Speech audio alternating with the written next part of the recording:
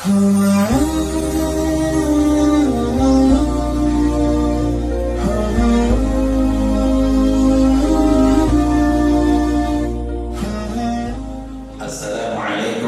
warahmatullahi wabarakatuh. Bismillahirrahmanirrahim. Alhamdulillahirabbil alamin. Wa bihi nasta'inu ala umuri dunya waddin. Wassalatu wassalamu ala khairi khalqihi sayyidina Muhammadin wa ala alihi wa sahbihi ajma'in. Subhanaka la ilma lana illa ma 'allamtana innaka antal alimul hakim. Amma ba'd, yang dimuliakan Bapak Imam, para pengurus dan para jamaah Masjid Darussalam yang mudah-mudahan senantiasa diberikan keberkahan, keselamatan oleh Allah Subhanahu wa taala. Alhamdulillah, sampai malam yang ke-19. Oh, 9 saja.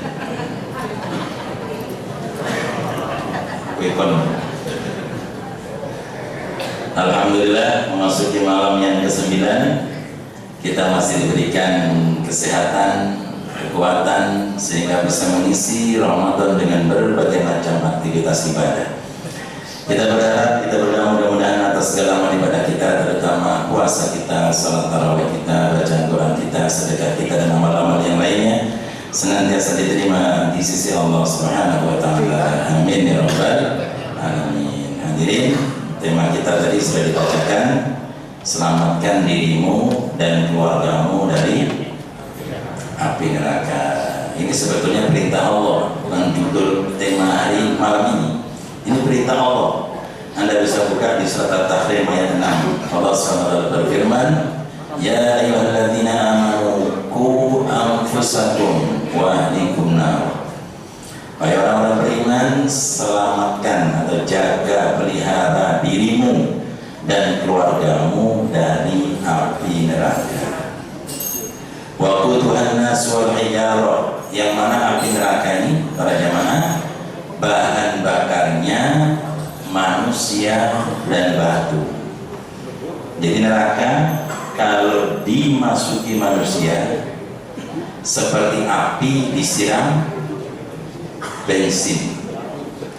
Semakin banyak manusia masuk neraka, maka neraka itu semakin panas. Alaiha malaikatun, penjaganya adalah para malaikat, Ghiladun, yang kasar, Syidatun, yang bengis, tidak beri ke manusia. La ya'sunallaha ma amarahum, tidak pernah bermaksiat atas apa yang diperintahkan kepada mereka. Wa yaf'aluna ma yu'marun, dan para malaikat senantiasa melaksanakan apa yang diperintahkan. Ya, hadirin rahimakumullah, banyak manusia kepingin sukses, betul Pak ya? Ada di antara kita yang ingin gagal. Jadi apapun kepingin sukses. Jadi pegawai kepingin pegawai yang sukses, petani yang sukses, nelayan yang sukses, sampai pengangguran pun kepingin pengangguran yang sukses. Kapan sukses? Ketika dapat pekerjaan. Ya, cuma yang perlu kita bahas, sukses model apa yang harus kita usahakan.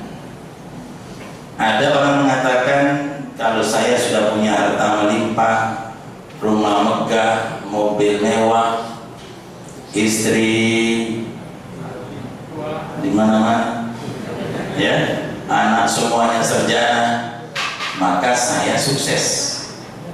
Ya, duitnya melimpah, rumahnya megah, mobilnya mewah, anaknya semuanya sarjana, maka sudah dibilang sukses. Ada yang punya cita-cita seperti itu? Ada yang punya alat ukur sukses seperti itu? Banyak. Apa boleh kalau Ustaz? Boleh. Kenapa? Tidak ada dalil yang melarang. Belum ada ketemu hadis atau ayat yang melarang sukses seperti tadi, tidak ada. Cuma sukses model tadi itu sifatnya sementara.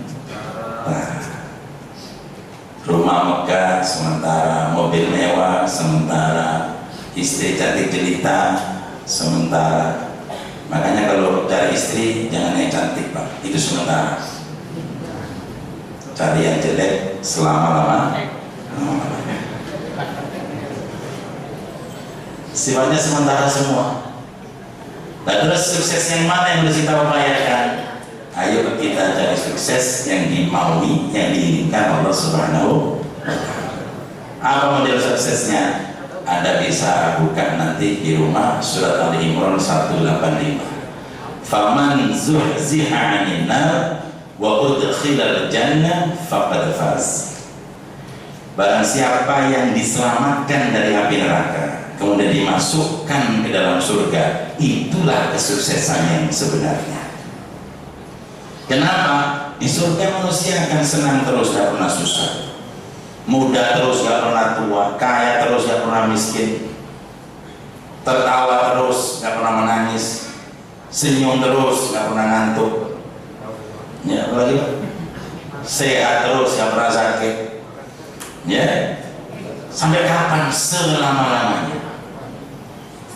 Ya, makanya kalau cari sukses ini Pak yang harus kita upayakan, kita perjuangkan, apapun kalau perlu kita korbankan. Ya, nah, makanya tema malam ini bagaimana kita selamat dari api neraka. Ternyata yang diperintah oleh Allah bukan hanya diri kita sendiri Pak, tapi juga keluarga kita. Ku anfusakum wa ahlikum nar. Jadi kewajiban dari Allah, kita tidak boleh masuk surga sendiri. Kalau punya keluarga, keluarganya juga harus selamat dari api neraka. Kalau kita sukses, keluarganya harus sukses. Ya, kenapa? Kita tidak akan mungkin sukses kalau keluarga kita tidak sukses. Hadirin, saya mau tanya, keluarga itu isinya siapa?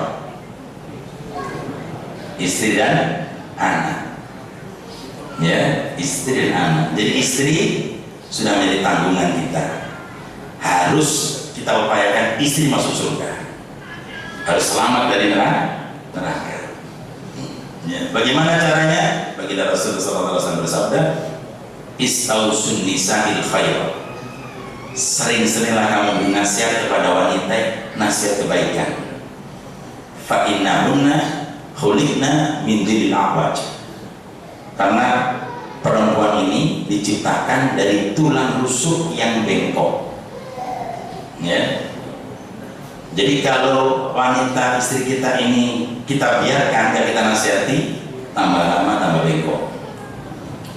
Kalau kita nasihatnya dengan cara kasar, dia akan patah. Makanya menasihati istri harus pelan-pelan, ya. Jangan sampai dengan amarah, apalagi dengan banting-banting perabotan rumah tangga. Ya, ini perintah Nabi, karena itulah watak daripada istri kita. Ya, jujur Pak, nggak ada dusta di antara kita. Adakah yang punya istri nggak cerewet? Halo? Cerewet Pak ya? Ya itulah Pak kelebihan istri kita. Makanya kenapa suami istri itu rata-rata kok suaminya mati duluan? Ada yang bisa jawab? Yang bisa jawab boleh pulang. Jawabannya gampang, karena suami nggak bisa cerewet. Kalau istri itu punya masalah, langsung begitu ngomel selesai masalah. Kalau laki-laki nggak bisa Pak. Kalau punya masalah, dia habis dibentak istri, nggak bisa ngomel dia, diem aja. Tahu-tahu rambut brodol, tahu-tahu jantung jebol. Ya, makanya yang suaminya mati duluan bisa dipastikan istrinya.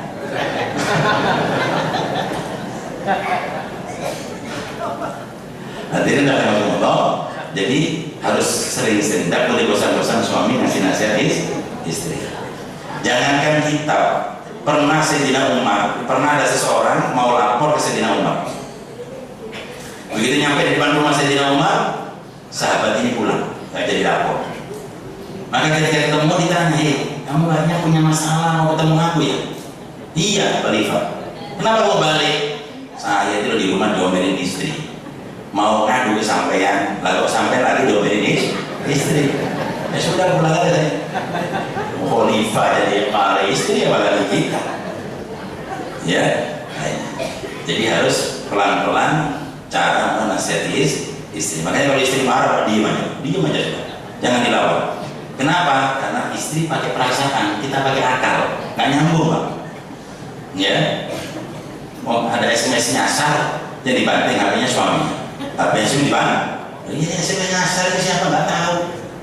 Tapi kok HP sudah jadi korban? Ya, nah itu di Kalimantan di Samarinda, Kalimantan Timur sana. Ya, kalau di Bontang, insya Allah tambah parah. Jadi istri ya Pak ya, jadi nggak boleh bosan-bosan nasihati, karena dia pakai perasaan. Kita laki-laki, makanya cerai, kalimat cerai itu tidak dikasihkan ke istri. Kalau sampai kalimat cerai itu dikasihkan ke istri, itu pengadilan agama kewalahan. Iya baru dalam cerai. Maka kalimat cerai hanya suami. Jadi meskipun istri mengatakan cerai aku nggak jadi cerai. Yang penting suaminya nggak bilang cerai. Kenapa? Itu tadi pakai perasaan. Baik. Yang kedua apa isi keluarga tadi? Anak. Ternyata nggak bisa Pak, kita masuk surga sendirian kalau anak kita masuk neraka, nggak bisa. Kecuali hak dan kewajiban kepada anak sudah terlaksanakan. Apa di antara kewajiban kita kepada anak?